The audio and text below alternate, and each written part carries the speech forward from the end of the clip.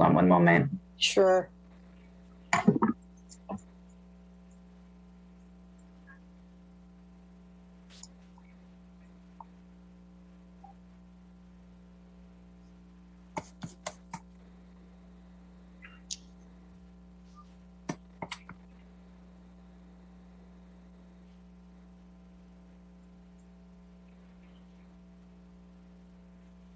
Just waiting for his text response, so give me one moment. Okay, we are live. Go ahead, Mayor.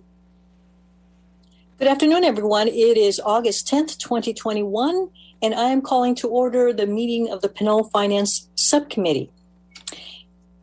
Madam City Clerk, are there any public comments? Did you call the roll? I did not call the roll. It would be important for the public and for us to know that we are all here, wouldn't it be? Thank you so much for that reminder. I'm getting a little better at seeing everyone's image on my screen, and I'm seeing everyone, but doesn't mean that the public is. So thank you for that reminder. Roll call then, and I will ask for assistance with that. Who can assist Madam City Clerk? Yes, thank you, Mayor. Treasurer Swearingen. Here. Mayor Pro Tem Salimi. Here. Mayor Martinez Rubin. Here. City Manager Murray. Here. Assistant City Manager Hector De La Rosa. Here. I can also note for the record that Director Guillory is on the line. Mr. David Hannum is on the line. And we have Roxanne Stone also on the line. Thank you. Wonderful. Thank you, everyone. And on the screen, you see a slide that reads public comment, which is the next item on our agenda, with instructions about taking advantage of an opportunity to provide public comment. The Zoom webinar ID number is there, 845-3073-1450, or you can join us by phone with area code 669-900-6833. And in order for us and for staff to know that you are interested in providing public comment, we ask that you use the raise hand feature, which on my screen is found at the bottom of the screen, and click on there to indicate that you would like to speak. Otherwise, if you are on the phone, press *9 or *9 to alert staff that you'd like to comment, and press *6 or *6 to unmute once you've called in.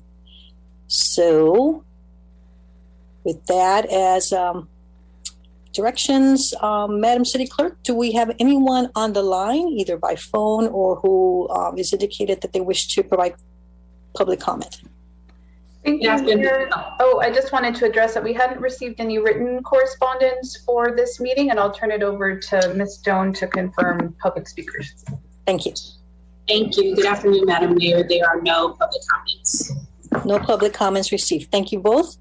All right, then let's move on to consent items. And on that, we have one matter, and that's the approval of the minutes of the May 12th and June 3rd meetings of this subcommittee. And may I have a motion to approve consent items? So moved. Do I hear a second? I second it. Okay, seconded by Mayor Pro Tem Salimi. Any objections? I need to only approve the portion of the agenda where I was present, I believe. I think that's correct. So I will approve that portion of the agenda. You can approve the minutes if you read them. I did. It's up to you.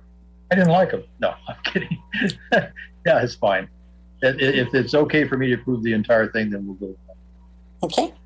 All right. And even though there are three, because this is a remote meeting, I think we need to go the route of asking for a roll call vote. So, Madam City Clerk, a roll call vote, please. Sure. Treasurer Swearingen? Yes. Mayor Pro Tem Salimi? Yes. Mayor Martinez Rubin? Yes, thank you. Motion carries. Thanks. Okay. So the business items before us is to hear about the American Rescue Plan Act and additional fiscal year 21-22 appropriation process. We're going to discuss this, and as a committee, we will make recommendations that will then be heard by the City Council at its next City Council meeting. Director Guillory, you have a presentation for us? Yes, I do. Good afternoon. Thank you. Subcommittee, staff, and members of the community.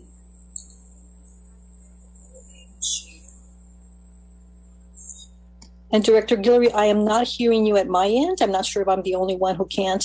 Anyone else, can you give us an indication whether you can hear Director Guillory? I'm not hearing her either. Can you hear me now? Yes, now we can. Okay. I can. I'm sorry, I was just speaking a little lower than I thought. Okay, so good afternoon, Finance Subcommittee, staff, and members of the community. I will be giving a short presentation before we get into the discussion on the American Rescue Plan Act and the additional appropriations for the fiscal year 21-22. And I will go ahead and share my screen.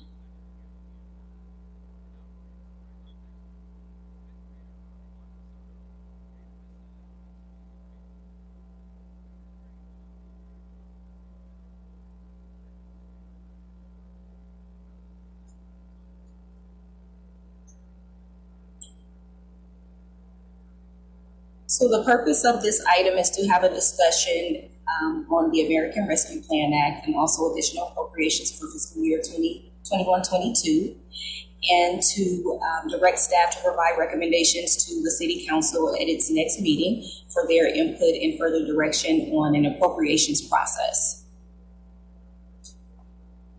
So just to give some background, the American Rescue Plan Act was signed into law in March of this year. And of that economic stimulus package, which totaled 1.9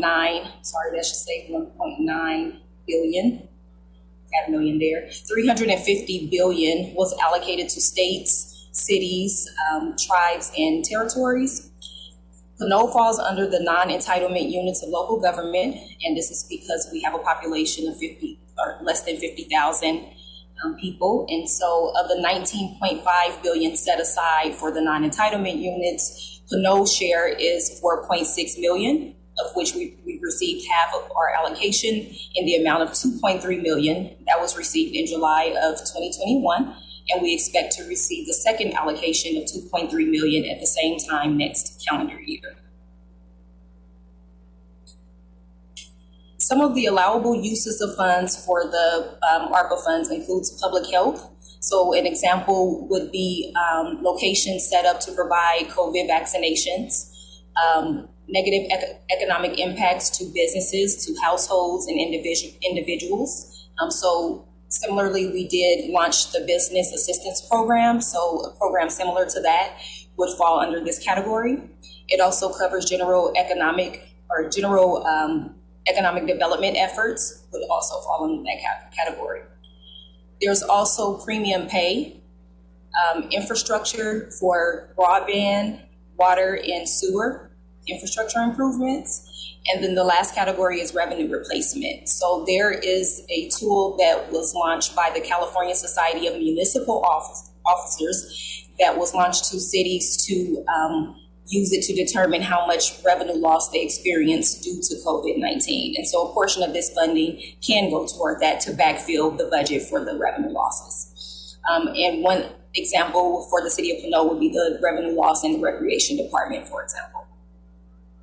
There are a couple of ineligible uses, and that includes offsetting or delaying any new or expanded tax increases. So it cannot be used to backfill that, and we cannot use it to deposit into any pension funds. In addition to that, just some other factors to consider when we're looking at the allowable uses is that this funding is one-time in nature. Although it'll be spent over several fiscal years, it is still one-time funding, and once it's fully exhausted, it will not be replaced. So we should be mindful of the projects that we fund, and if there are any ongoing projects or any expanded or creation of new projects, we need to ensure that those are sustainable and can be funded with the city's budget. So we would look at things that are ongoing versus one time. We also want to seek opportunities to make investments in capital and critical infrastructure and things that will provide long-term benefits to the city.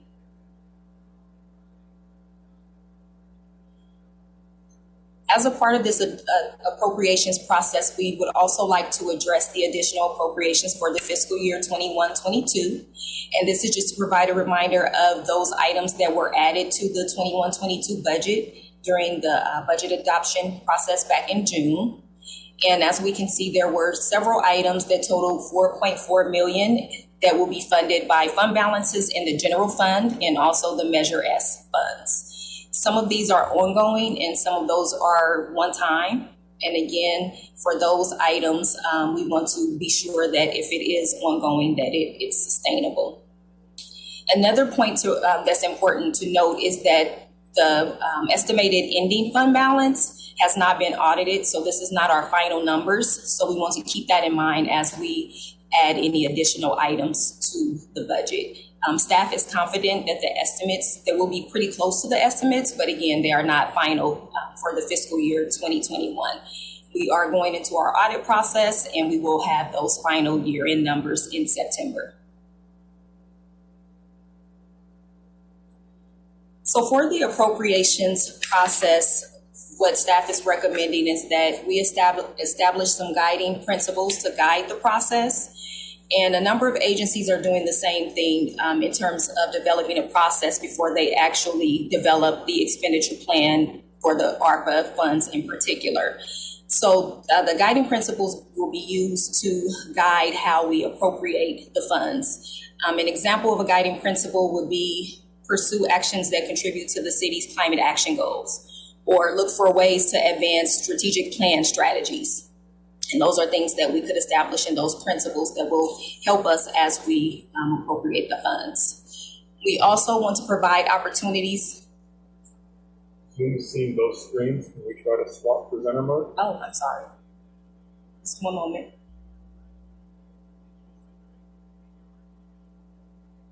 Okay, I didn't realize I was happy. Thank you. Thanks, Nick. And so we want to, through the appropriations process, to provide opportunities for community input. And that will be done through budget workshops that we're planning to hold. And those workshops will include some interactive tools, such as an external facilitator to help us facilitate that process. And then also some community engagement or interactive software.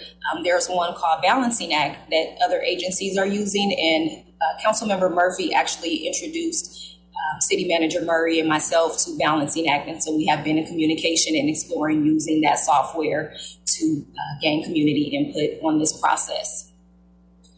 We would also like to use the analytics gathered from the community input and then incorporate staff input in the form of timelines and feasibility and also bandwidth to get projects done. And then also explore opportunities to advance the strategic plan strategies to the extent possible. And this process covers both the ARPA funds and also the additional fiscal year 21-22 appropriations.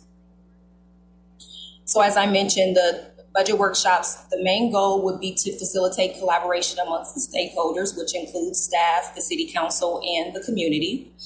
And this will be an ongoing effort, not just for the purposes of the ARPA funds or the additional appropriations, but also moving forward into the next budget cycle and also the development of the capital improvement process. We would like to discuss potential appropriations of the ARPA funds during these workshops, and that could be in the form of brainstorming and also using those interactive tools that I mentioned. And then for the second, so we're planning two. So the second workshop would include council decisions on the appropriations of the funds. So the next steps after this meeting would be presenting recommendations to the city council for their input and direction on the process, and then holding the budget workshops. So thank you, Director Guillory, for that. If I can, I'm just going to add a little bit refresher on the background to how we've gotten to this point, which was the Finance Subcommittee had a number of meetings where it's created a proposed budget that was presented to the City Council, and that was largely adopted the way it was proposed. And then in addition, the City Council, during its consideration of the proposed budget, considered a bunch of additional appropriations that were recommended by some council members. Because we needed to adopt the budget by June 30th, not all, the council didn't have enough time to discuss, I don't think, all of the different additional appropriations that all the council members wanted to discuss. And so the city council agreed that it wanted to have additional discussion in this fiscal year about, additional appropriations to make right now to the fiscal year 21-22 budget. As you all know, the city council can make modifications to the budget at any time during the course of the year, but there might be some ideas that council members would like to see funded right now because they want to make sure that they're included, budgeted for, and on the work plan. So at a recent council meeting, when this item, this topic of additional appropriations was scheduled, the council directed staff to and agreed that there would be a 2 public workshop framework for discussing those additional appropriations.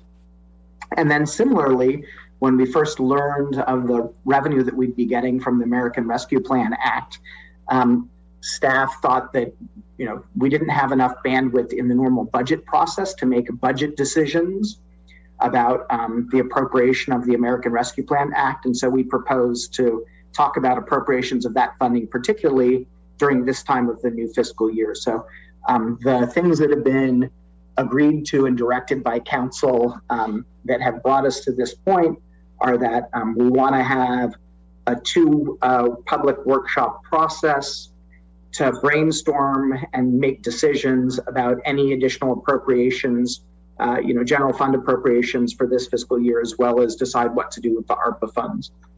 And so that discussion of that was referred to the Finance Subcommittee, and what we want to do today is talk about different options and have this Finance Subcommittee make a recommendation that we will discuss at the next council meeting for the processes of making decisions about additional appropriations from the general fund and about ARPA. So that's where we're at today. And in the staff report that Director Guillory prepared, she mentioned a couple different options for elements to those processes, the potential timeline, use of interactive tools to engage the public, potential use of consultants. And so really we just want to have a facilitated discussion and take the subcommittee's direction for what to recommend to the council. The council will discuss that and provide final direction to staff at the next council meeting.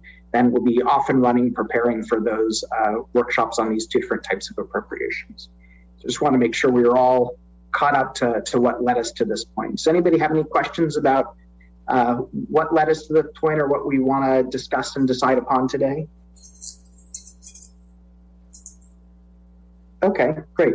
Well, I'll just add a little bit more, which is that subsequent to issuing the staff report for this, Director Guillory continued to do some research about how other communities are handling these appropriations processes. And as we've discussed before, a number of communities are engaging consultants to support cities in these appropriation decisions. The consultants are playing a couple different roles. Some are engaging consultants to facilitate the workshops. Others are engaging consultants just to provide advice, not necessarily actively facilitate workshops, but to be on hand as subject matter experts regarding what are allowable uses, say, of ARPA funds, what most cities are investing their ARPA funds in, where the greatest needs are. And of course, a lot of cities are using various formats for public engagement. So the council has already directed that we would have a series of 2 workshops. And the general idea was the first one would be for brainstorming ARPA expenditures and additional general fund appropriations. The second would be for making decisions, with some time between those workshops for staff to vet the ideas and provide some analysis of them. So if an idea is brainstormed at the first workshop to do a certain kind of study, staff would need to determine what the cost of that study would be, what the time frame would be, and things like that. Then that information could come back to the council at the second workshop, where the council would then make a decision upon it. So that's the general idea. We're happy to answer any questions you have now, or let you all discuss what you think an appropriate format would be. when talking about options, one thing that occurred to both Director Guillory and me and our public works staff is that two of the main areas of eligible expenses in infrastructure. So we originally thought that this ARPA funding was going to be quite flexible. As we've seen the guidance come out and the restrictions, it's actually much more narrow than we expected. There are a number of buckets which Director Guillory discussed that are eligible. Public health and premium pay related to COVID response. The city really doesn't have very significant expenses in that area, so I don't think we would appropriate much for that. Lost revenue, as Director Guillory mentioned, there are some online calculators. We could claim a really significant portion of our $4.6 million as reimbursement for lost revenue. If we did that, that would just sit in general fund balance until it's appropriated, so that would be a very flexible way to claim that money. It's eligible to use this for economic support for households, businesses, and economic development. And then the infrastructure allowable expenses are actually quite narrow. And I think part of the thinking was that the federal government is working on an infrastructure bill that would provide infrastructure for transportation related projects. And so this ARPA funding cannot be used for transportation related. It's really limited to broadband and clean water and sewer. So that's not a very broad set of infrastructure projects. The current city budget already includes funding for studies of municipal broadband and a sewer master plan. And so in discussing this with community development and public works staff, it feels premature to staff to appropriate funding for either broadband or a sewer project until we've completed those two assessments. We're doing, as I mentioned, a sewer system master plan and also a water reuse feasibility plan, basically, for our effluent, and are also going to be doing a study of broadband. So we don't know what those studies are going to conclude regarding where the best return on investment, where the opportunities are. So it does feel premature to make a funding decision that we're going to proceed with any of those types of projects at this time until we know a little bit more. So that's a long introduction. Happy to answer questions and hear what you guys direct. Thank you, City Manager Murray and Director Guillory. City Manager, you mentioned that one option was to calculate the revenue losses that the city has had, and that there would be, and I may be using an inadequate adjective here, but that chances are there'd be a likely use of most of the ARPA funds at this point. Can you give us a rough idea, if at all, without having used a calculator? My thinking is that with $2.3 million, that the $300,000 is easily not available because we can easily request reimbursement for even that amount of loss. Is it more than that? Yes, it is more than that. And actually, it looks at the full range of funds. So it considers funds outside of the general fund. So, for instance, recreation, gas tax. It also looks at the wastewater revenue over the last few years because it uses the previous 3 years before COVID as the benchmark.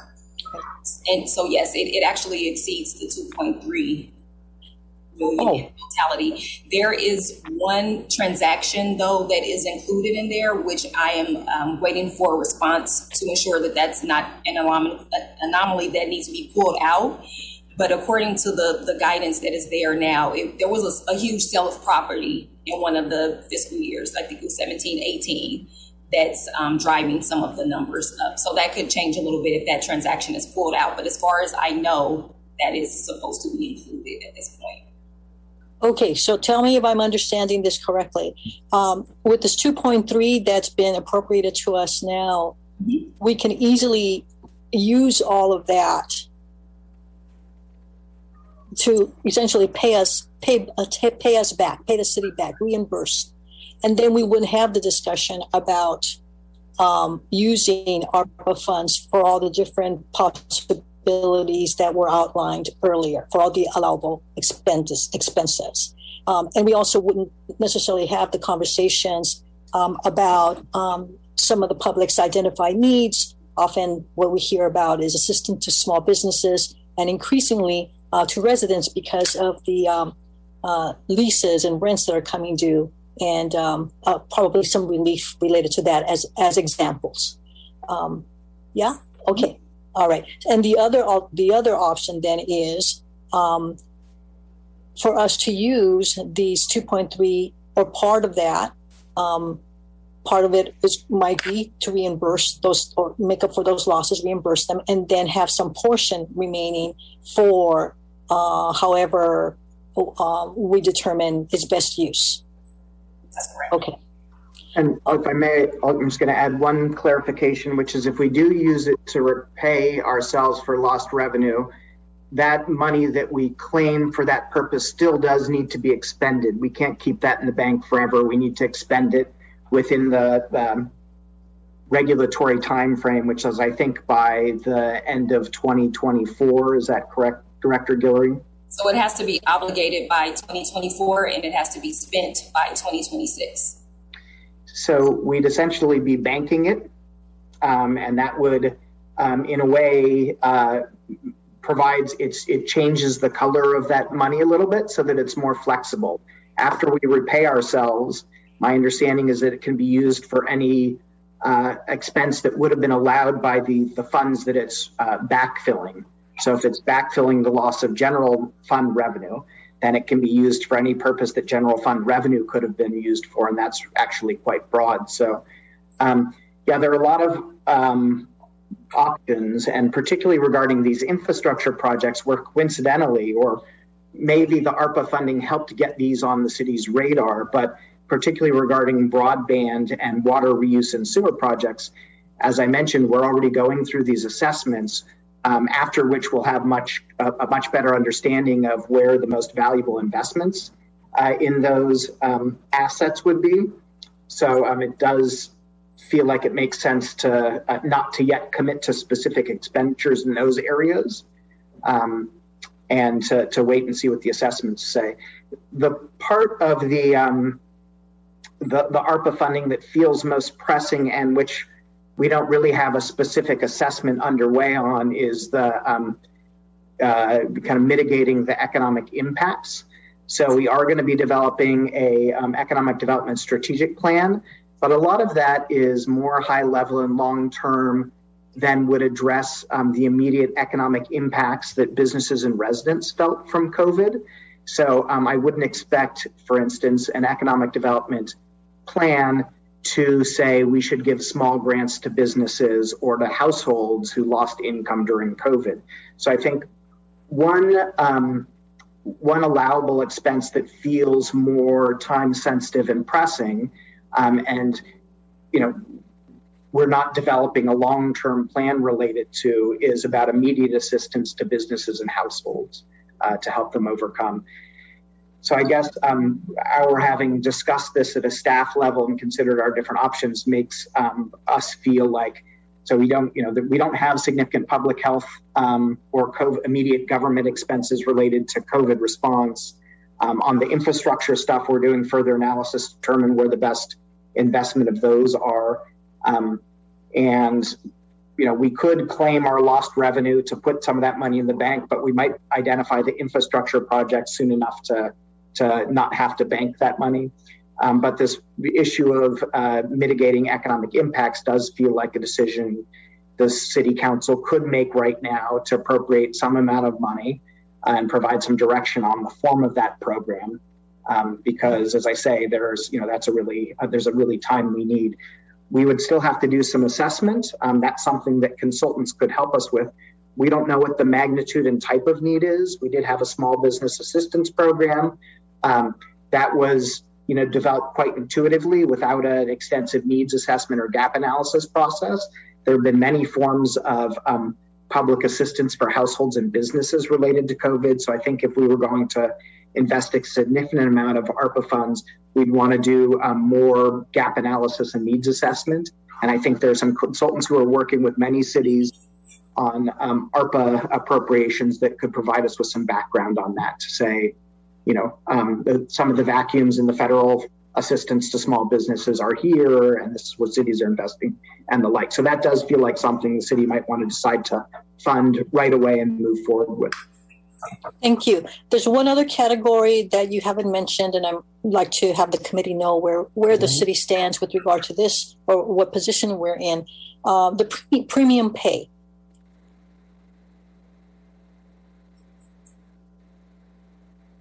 Premium pay to staff who had been in direct in positions where they were directly involved with the public in addressing COVID-related preventive activities or otherwise, but again, very specifically related to COVID-19.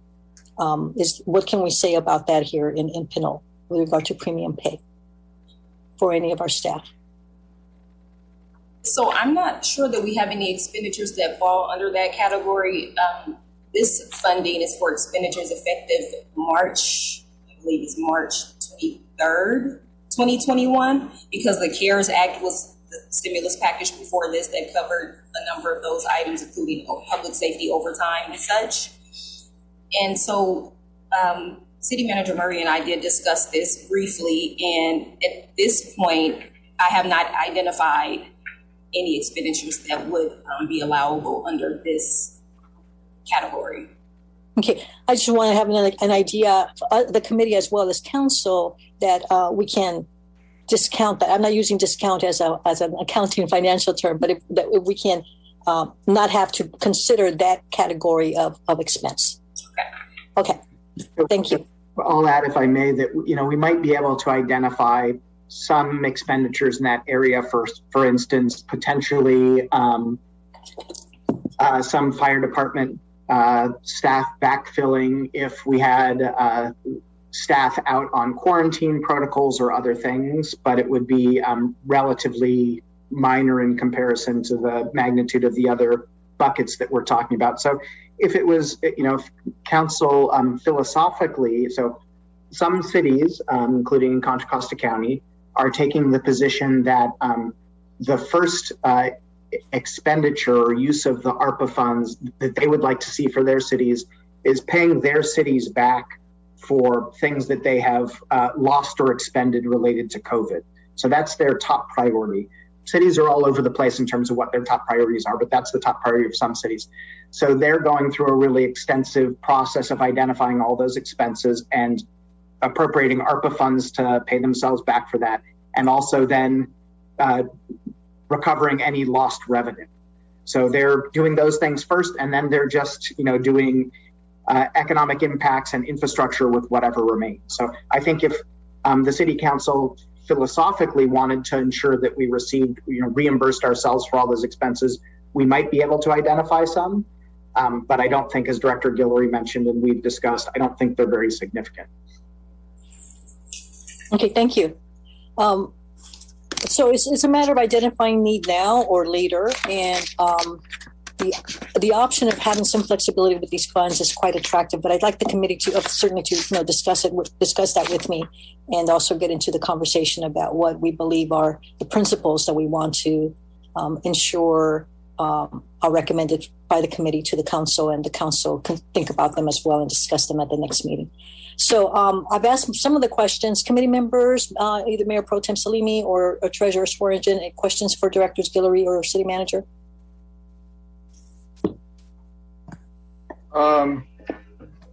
No questions specifically, but it sounds like it's a very narrow corridor that we're working with in the area of infrastructure, where I keep going back to, I guess, when I recommended doing a process of getting generators for the senior center and City Hall, which is infrastructure, but it's definitely not within the scope of the,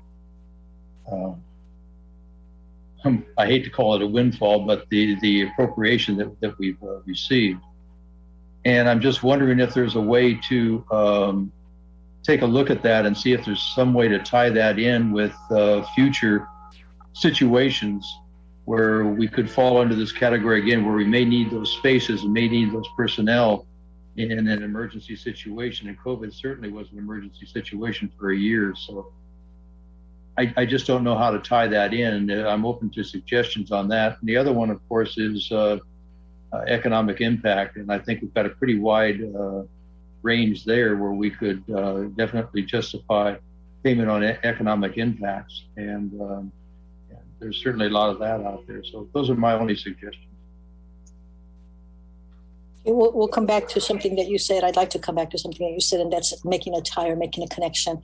Or I think the term in at least that I've heard among some of you in past years is a nexus, a connection, something that binds or where needs intersect, where there's that common ground, if you will, that coincides with either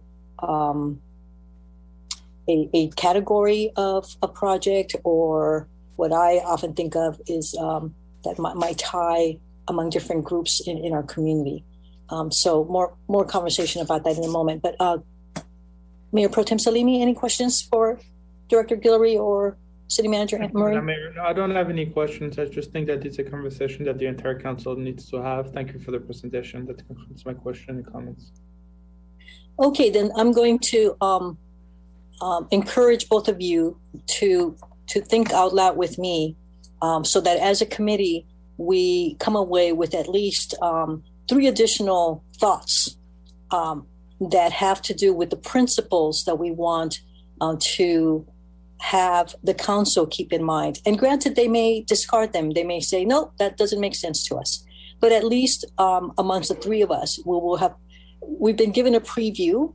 And thank you, staff, Director Guillory and City Manager Murray and everyone else involved in the report that was presented today, because you have distilled months and months of conversations and webinars and presentations by many other groups to try to make sense of what these ARPA funds are about.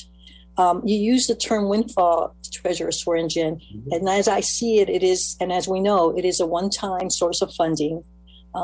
And it's quite historic in my view, because here we are, which is again is a call for you to think along with me, and consider that this is a historic moment where we are given the opportunity and we have the privilege to have some say so as to how we can make a difference for residents.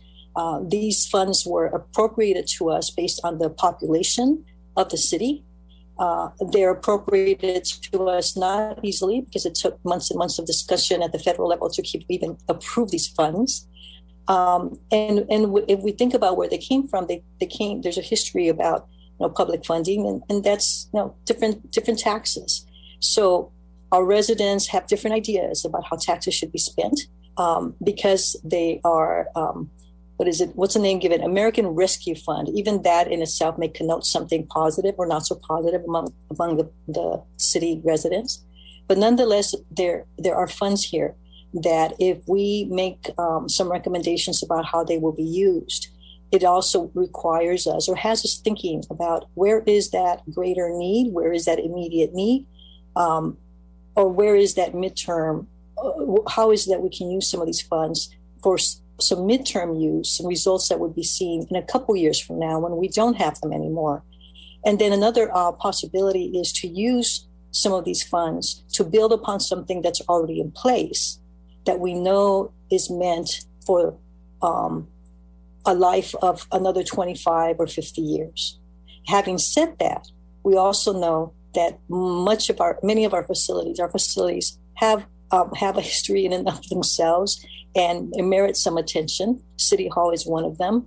Can't remember what year it was built, but it could use a refresher. And I don't know that that's the kind of expense that we want to make, or appropriation we want to make. But just as an example, that our facilities also, in some cases, are older than others. And when it comes to infrastructure, I think people usually think about what's hidden, our sewer systems, our power lines, or future use of alternative uses of energy, and installing those. And the good news is that one piece of good news as I see it is that once we have those assessments in process now, by the time that the infrastructure bill that was approved by the Senate today makes its way down to local government, it'll probably be another year about, and so the timing may be such that we will then have further news about how we can best invest those funds once we receive them, and if and how we receive them. So that's also something. So back to thinking about principles. I'm going to propose something, and I'd like the committee members to offer their thoughts about this. Thinking back on how these funds were appropriated based on population, what I'd like to perhaps think about is that one principle to keep in mind, or one fundamental notion that would guide the use of these funds, is that how they are going to be used is going to benefit everyone across the city in one way or another. If we can clearly point to how that may be, then I think it's a fairer way of making those funds available. Now, that's a little different than thinking about eligibility versus actual receipt of some of these funds. So eligibility could be everyone, but we don't have, and we have only so much of this anyway. We have about $2 million, really, $2 million to figure out how we can use in the next fiscal year, if at all. Of that, I'm thinking just roughly dividing that into thirds so that one portion of it is used for immediate relief.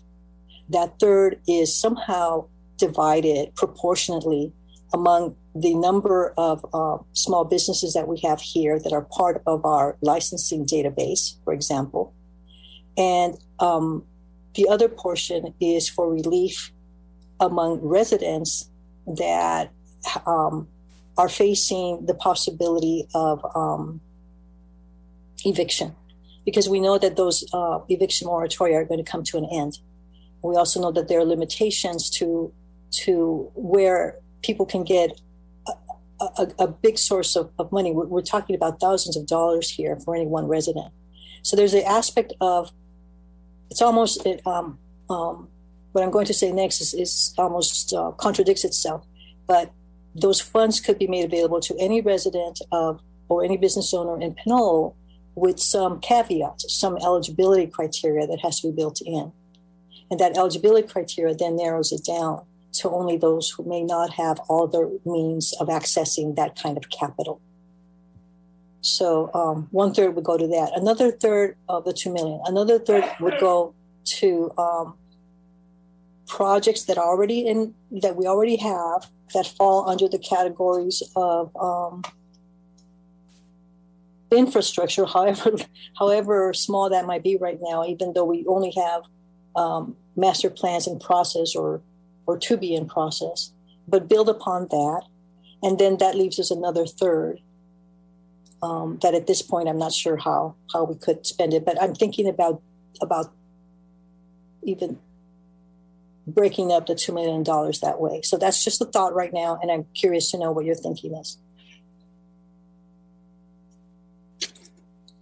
Don't we have, according to our finance director, you have about 3 years to actually put projects together. Is that correct? Is that what I heard? Yes, we have to obligate by December 31st, 2024 and spend by December 31st, 2026. So it's not like it's a rush to get specific on it. In generalities, you know, I like your proposal, and I think that may give the council and the community some idea of guidelines as to where this money is going to be available to the community, but it doesn't have to be spent all at once. And I think you remarked about that too. Some of it could be spent this year, some next year, and depending on what the council wants to do with it. And I agree with Vice Mayor Salimi that we should definitely let the council, maybe we can make some suggestions and then let the council take it from there. Well, that's what this committee is coming up with, the recommendations that yes, the council will hear, and yes, the council will add or take away. We've seen that happen as well. So yes. If I may, I just want to remind everybody about the we decided that we were going to break this into a multi-step process. So really what we want, and I know that people probably for a while have been formulating ideas about, the most productive uses of these funds. The question that's before the subcommittee right now is really what process is a recommendation for the process for how the appropriation is going to be decided. We're not yet at the point of making a specific recommendation to the council for the appropriations, because really, I think as a result of the budget process, we realized we wanted to bring budget decisions that are this significant before the full council. So I want to circle back on a couple of comments, one that the treasurer made and one that Vice Mayor Salimi made. Treasurer Swearingen, the budget does include funding for emergency power backup. So that is a project that is going to be, that is funded in the capital plan. I think it's for $200,000, so that might not meet all of our needs, but that's on the radar. So I think that that's fortunately addressed because that's not an eligible expenditure for these ARPA funds. And then to Vice Mayor Salimi's comment that he thinks it's appropriate, which the treasurer and I know the mayor also echoed, for the entire council to be part of the appropriation decision and discussion. Again, what the subcommittee is going to provide a recommendation on today is what the process should be for making a decision on these appropriations. And again, what council had previously tentatively decided was there would be a series of 2 public workshops, I think held outside of normal council meeting times, possibly on weekends, to make it easier for a broader cross-section of the community to participate.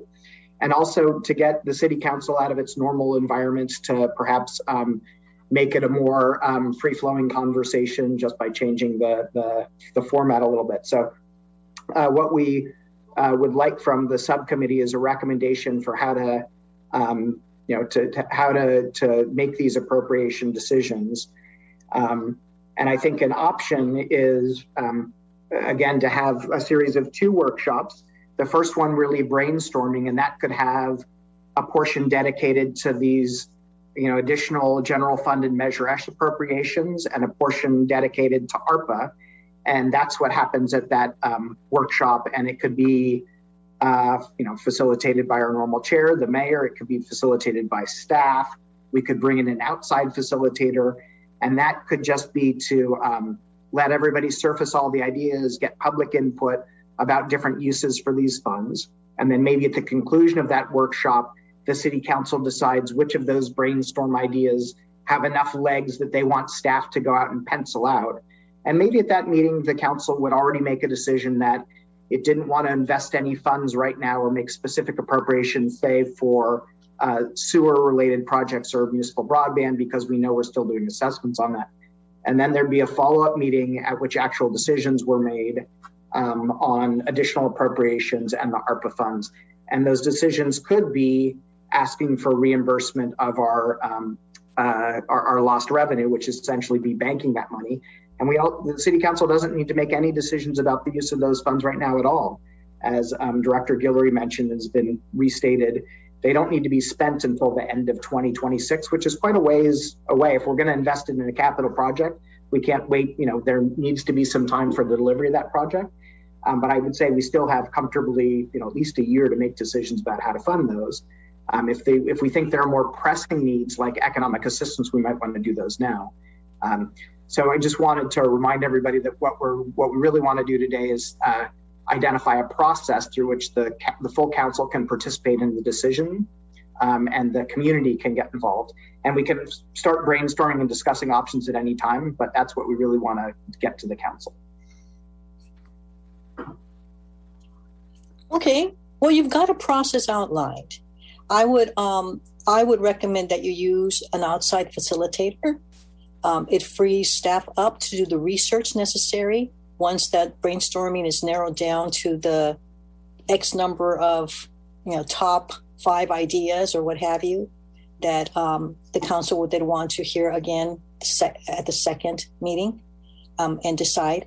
And also, I think one of the challenges that we have as council members is that decision making. So I would want us to seek someone who not only has facilitation skills, but also when it comes to deciding that we're introduced to a decision-making process that, a decision-making approach that we can live with for that second part of that's part 2 of the workshop. So that would be my thoughts on that. I thought we had agreed that we would. I thought the council had agreed that there would be a 2-parter. I guess we're reconfirming that here in this committee. And then anything else that might have occurred to us since we first heard that. Committee members, Mayor Pro Tem Salimi or Treasurer Swearingen, yes, what do you think about? City Manager, thank you for the process. I do agree with the process put in place by the city manager and proposed about the 2 public workshop on the weekend. And also like the idea about bringing an outside consultant to help us facilitate the process. One suggestion that I would like to have I also would like to reserve a portion of the money for immediate release, just in case if we need to do something, and I don't want to have to wait an extra 6 to 8 weeks if we need the money. And I will let the city staff to recommend us how much money we will need immediately and how to distribute that money. That's my only suggestion. Thank you.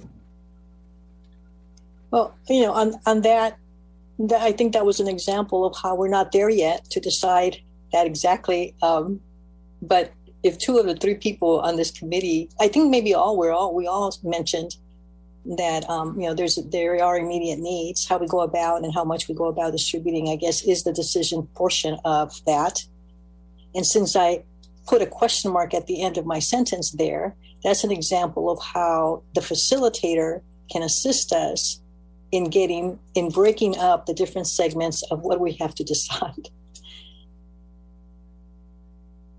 I'll suggest something as well. I know there was one type of software already introduced to you by Councilmember Murphy. Something that I recently came across that you might want to compare to is something called Slido, Slido, Slido.com, which is also a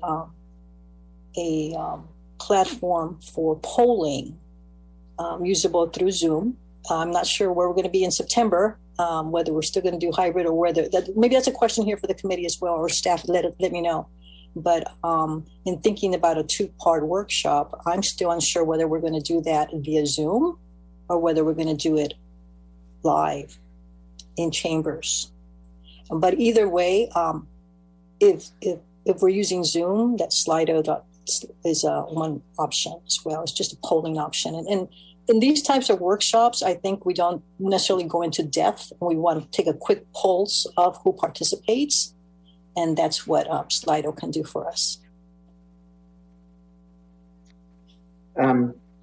So that's, as Director Guillory mentioned, we did do some research into various platforms that provide something like the Balancing Act. I frankly was under the impression that there were more products in that space, but it does turn out that the Balancing Act is really the predominant one and offers a lot of functionality.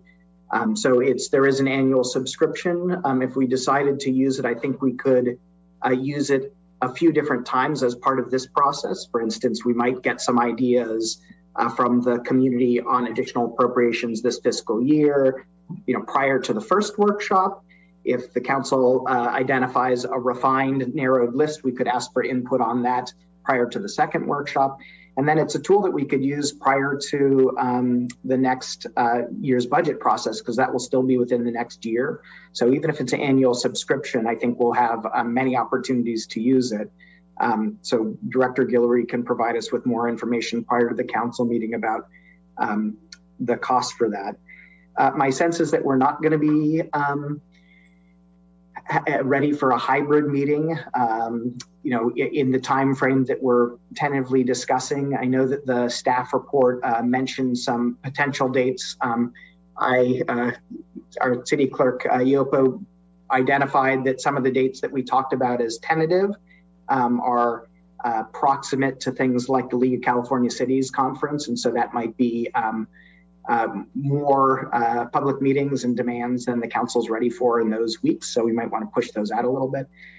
Irrespective, I think, I don't think we're going to be at hybrid meetings, say towards the end of August or early September, probably. So if we do have a Saturday workshop, it'll probably be using a Zoom platform. So I think that's probably just the reality of it. The alternative, of course, would be a live in person that wouldn't have a Zoom component to it. So, and I think that's probably less desirable.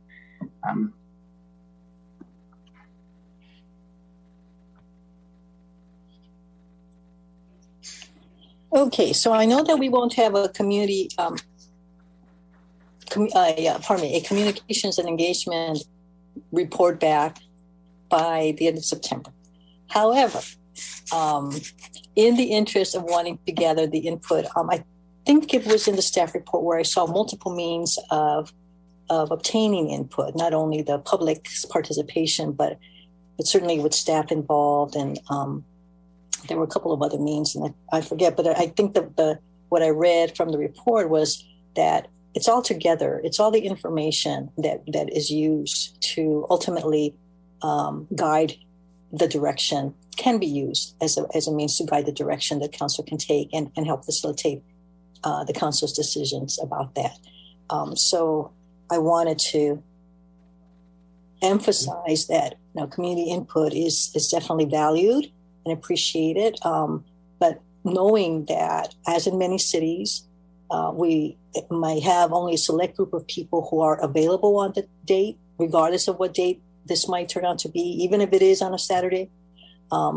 That's one source of information, and that we will also look into supplementing that with the expertise of staff, the recommendations of consultant, and overall to see the package and where there may be some themes or some consistent pieces of information that stand out. At least that's what I'd like to see this process unfold as. Yeah, we will not have a communications engagement plan, but it's my hope that the City Council is going to approve an agreement with the firm that will prepare that at this coming Tuesday's council meeting. So we will have the vendors hopefully on board, and although it's not their main scope of work, I think Director Guillory would be happy to consult with the consultants that are selected just to get their thoughts, in advance of a full-blown communication and engagement plan for ways that we might be able to engage the public immediately on this particular topic. So even if it's not within a big framework, they might have some ideas beyond the ones that she already suggested, which are the balancing act and maybe some other form of survey. Or Slido or some other tool. Well, the missing piece is, and this is in principle, you go out to where the people are, which in Pinole means you go out to the different neighborhoods and work with those who come out at a location that is convenient and available to them. And a facilitator has a list of questions to ask them for their input. And similarly, that happens across town, all over town. City of Pinole, I know, has had such processes for the bigger general plan types of planning processes. And it's beautiful because you've got people who might not otherwise have participated, but who come out and are part of that to inform a document that's going to be longstanding, to be used as a guide for future decision making. And the flavors of the different parts of Pinole are reflected that way. So I think that was attempted most recently, or a form of that, but not as big. It was attempted most recently when there was a pollster hired back when this council was asking about the possibility of having a certain measure on the ballot. So that was an approach, but the point with this is to say that we don't rely entirely on surveys, because again, that's for those who will respond to them. But to really have an inclusive approach even the bigger firms that are equipped with marketing teams and research teams get the richest data, not on the basis of the number of data points that they collect, but the broader kinds of responses that they obtain. And that only happens when we go out, or a facilitation team goes out and inquires directly. So it is that face-to-face interaction part of it. It is also a narrowing down of the kinds of questions that are asked of the people whom the facilitator meets, and then the analysis of that information supplementing the survey data or complementing the survey data. But in the absence of that, I mean, that would be the route to go if we have some time into next year. In the absence of that, then yes, let's hear what the consultants have to say. I'll leave it at that. Okay. So was there consensus that, so it sounds like there was consensus or affirmation of the decision that Council already previously made tentatively, which was a 2 workshop. Each of them would have a component for ARPA and just general fund. The first would be kind of brainstorming. There'd be some time in between for staff to do some analysis. And then the second one would be decisions. Was there consensus on having an outside facilitator? I do think that would be useful, as I've discussed with some folks.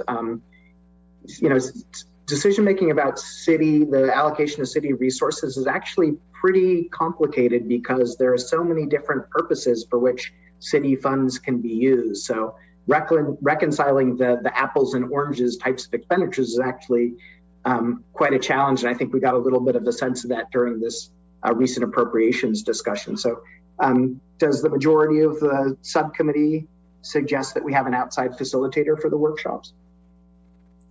I'm agreeable. Yes, outside facilitator who not only has facilitation skills, but has an inkling about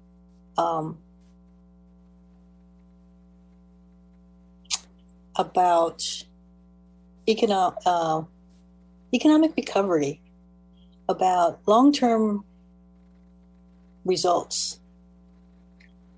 So I'll mention that those might be 2 different folks, but we can see what's available.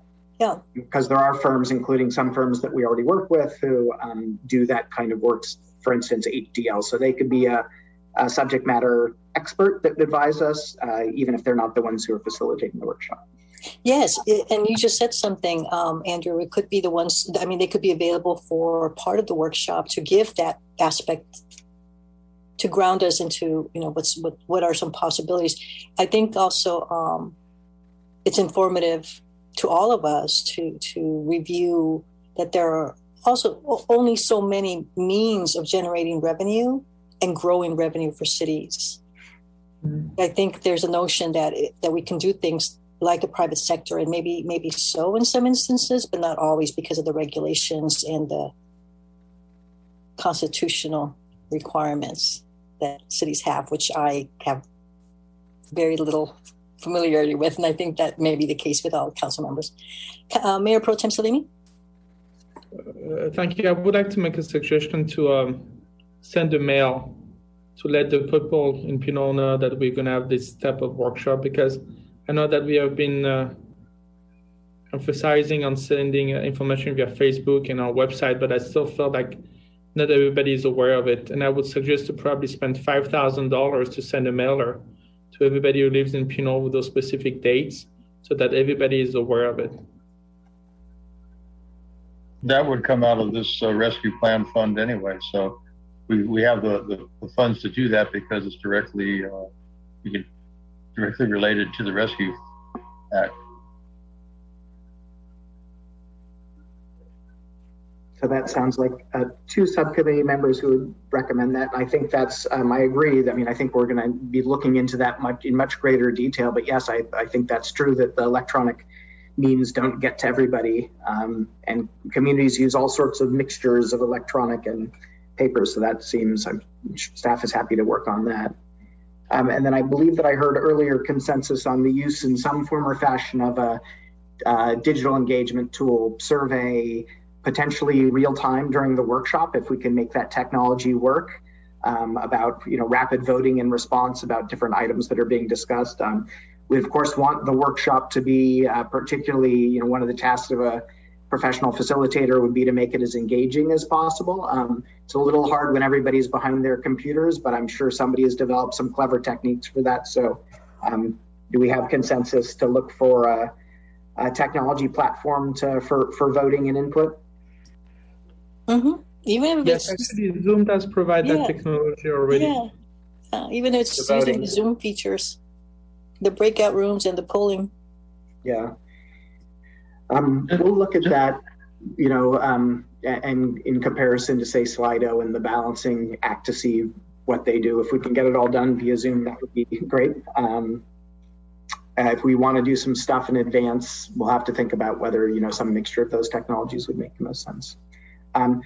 And then I think we will probably soften those specific recommended dates while staff talks internally and then gets council's direction, because the council members will have more awareness than we do about all the various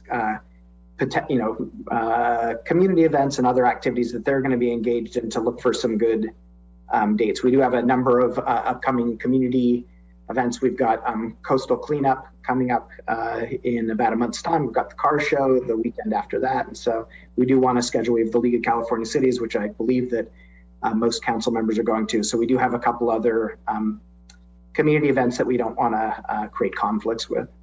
So we can talk about those specific dates as part of the council discussion and set those at that meeting too. When we create this workshop plan, I think that it has to be framed in the essence of making sure that everyone knows that what we're talking about, this specific project, and not everything in the community, so that we aren't a town hall meeting, so to speak. We are a functioning workshop on a specific use, so that we don't have when you send out a flyer, you don't have a lot of people coming down and say, I want to complain about the rut in my street. So I want to make sure that we frame that very clearly so that the people understand the direction of the process. That's all. Agreed. All right. Well, Director Guillory, I think actually we have I think we have a sense of what the consensus recommendation is from the subcommittee. So unless there are other comments, Director Guillory can present that at the council meeting next week. Subcommittee members, please feel free to jump in and provide context and discussion or explanation of the discussion that happened at the subcommittee meeting that gave rise to this recommended approach, and then we'll get council's direction and then be off and running planning the workshops. Okay. Fine with me. Okay, Director Guillory, anything else today? No, well, I just wanted to add that in terms of timeline, we're basically on the same timeline as our peer agencies. And I thought that was interesting. And then we've all been kind of networking on facilitators and consultants. And so I think we're still making good timing. I know we decided to do this after the budget process, but so did our peer agencies. So we're all in this together and working with and networking with other agencies as well. Thank you. Then onward. Thank you, everyone. Have a good afternoon. Thank you. You too. Thank you. Thank you, everybody. We'll adjourn the meeting. Okay. Thank you. Bye-bye.